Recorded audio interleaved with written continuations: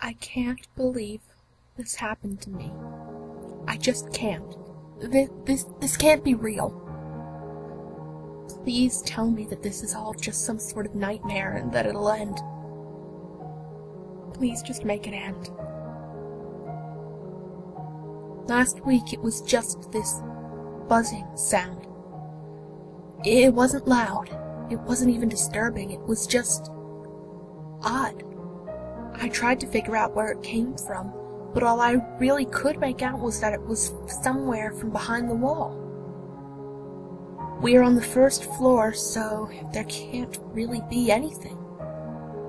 Jonathan thought it was just some sort of insect nesting on the outside of our apartment wall. But the next day, that was Wednesday, the noise wasn't gone. It was louder, like a small scratch in the wall, like a rat or a child's wind-up car. Still, Jonathan said I shouldn't be worried. He said that everything would be fine. We couldn't see anything unusual when we looked out of the window. At night, our bedroom door kept most of the noise out. Still, it was somewhat hard to sleep, knowing that there was something out there, right outside our living room. Thursday was worse. Like a constant vibration that was slowly spreading throughout the wall. The neighbors said they didn't hear or see anything. The landlord promised he would check it out. It was hard to fall asleep, particularly with the heat in our apartment. I mean, summer was coming, but it hadn't felt that warm outside. On Friday, Jonathan called the landlord again. He told the landlord that it was getting worse. Our wall felt like a series of small motors had been stuffed inside it. Jonathan said it was likely the AC unit, but I didn't believe him. The AC looked fine. Other than that, well, it didn't turn on. Jonathan also told the landlord about the small cuts in the wallpaper. They had appeared overnight, as if someone had gone along the wall with a tiny knife.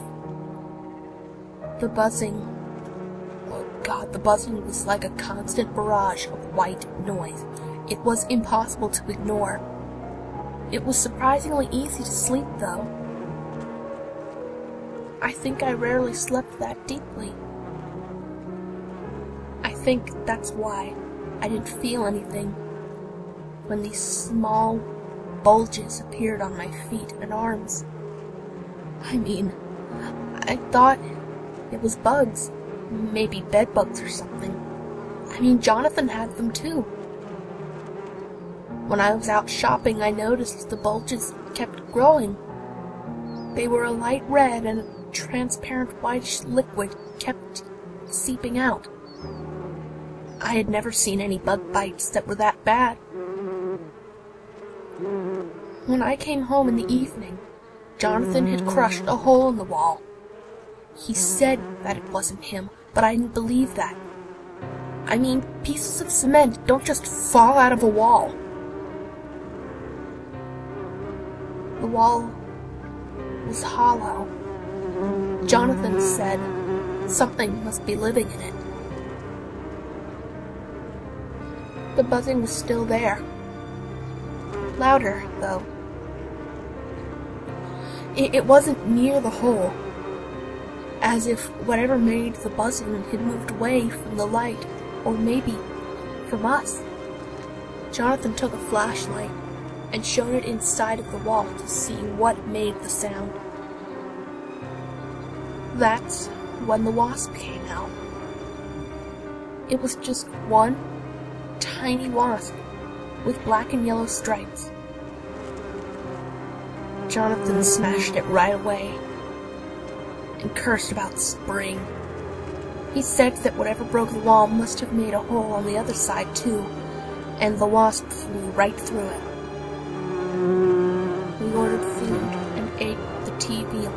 volume to hear anything at all. The noise was hurting my ears. Small pieces of wall kept falling out. I don't know when it came out. We must have overheard it because of the TV. But when we shut it off, Jonathan suddenly screamed. There was a rat skeleton on the floor. The thing looked disgusting. The head and tail were still attached, but all the skin and flesh was gone. Even the skull was open and empty. Jonathan threw it out. He said the hole must be big and that some bird must have thrown a dead rat inside. I'm not sure if he even believed that himself. We pushed a table in front of the hole before we went to bed. Jonathan said we would have to wait for Monday to call someone to look at it, and maybe a mason or a plumber could have an idea about the noise. I think I heard the table vibrating. While lying in bed, I couldn't really pinpoint what it was, but it must have been the table. I even put earplugs in, but even that wasn't enough for me. For Jonathan, it was fine. He slept like a baby. I woke up around 6 a.m. just when the light came inside the room. My legs were swollen. It looked like some sort of infection. Jonathan had the same, but he had it on his arms too. And the buzzing was making my head hurt. We should have left then. When we saw our legs, when we saw the small holes in the table that we had pushed against the existing hole in the wall, we should have left. Jonathan said it would be okay. He said that we could go to the hospital on Monday. He said it wasn't that bad, and we shouldn't bother the emergency staff. And he mentioned that I didn't have health insurance, that it might cost more on the weekend. Why didn't I, for once, just get through his stubbornness? We stayed in bed for most of the day. I made soup and we covered our legs in creams. My legs got better in the afternoon, but Jonathan got feverish and the buzzing sound got even worse. I had a thundering headache and Jonathan said the same. Jonathan said it must be rats. Large amounts of rats scuffling through the walls or fighting or something. He said he watched a documentary once where rats were stuck to each other and fighting, and he said the sounds they made sounded a bit like the buzzing sound, just less regular. He said that we must have hundreds of rats in the wall, but he said that the rats wouldn't hurt us. They only carry disease. They don't hurt people. So as long as we kept the bedroom door closed, we should be fine. I said we should go to a hotel, but Jonathan said he didn't feel well enough to leave the bed. I thought he was just being stingy again. After that, Jonathan fell asleep. Maybe he was just pretending to be asleep, so I would stop arguing. He did that sometimes. In the evening, our electricity went out. It was out everywhere except for the kitchen, which has a separate circuit. I figured the rats cut through one of the cables. It was already dark outside, and there wasn't much light in our apartment. Only this constant, droning, deafening sound from the wall. I read a bit with my mobile phone as a light source. That only made my headache worse. I brought our phones to the kitchen so they could charge. It was on the way back from the kitchen when I noticed the table was moving. The table we had pushed against the hole. It was moving as if a person was pressing against it, and it slowly moved away from the wall. It was too dark to be sure. I stepped closer to check whether I wasn't seeing things right, that I wasn't just imagining things in the dark. I didn't just imagine it. When I stepped into the living room, the table jumped. Inside the room, the buzzing sound stopped. I ran to the kitchen and shouted for Jonathan to wake up. I grabbed my phone and called the police. Before I managed to describe that someone was breaking through our wall, the buzzing returned.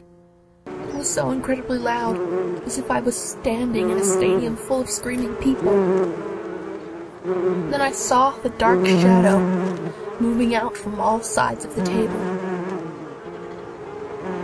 It spread around the wall, and the buzzing grew so loud that I couldn't even hear my own voice when I screamed at the operator. It was like a carpet of wasps that suddenly spread throughout the room, and I screamed for Jonathan. I don't know whether he could even have heard me over the noise. They flew towards me. I wanted to run to the bedroom, but they were too fast. Like a cloud of black exhaust fumes, spreading through the living room, and then in the corridor, and to the bedroom. I just ran out of our apartment. The door was vibrating behind me, as if the wasps were hammering their bodies against the door.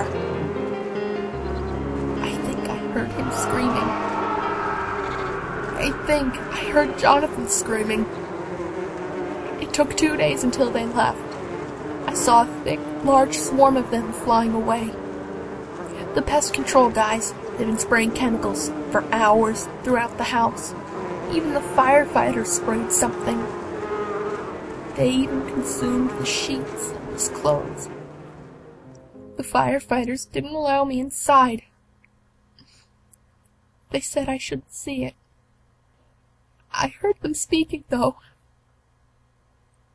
I heard them saying that only Jonathan's skeleton was left.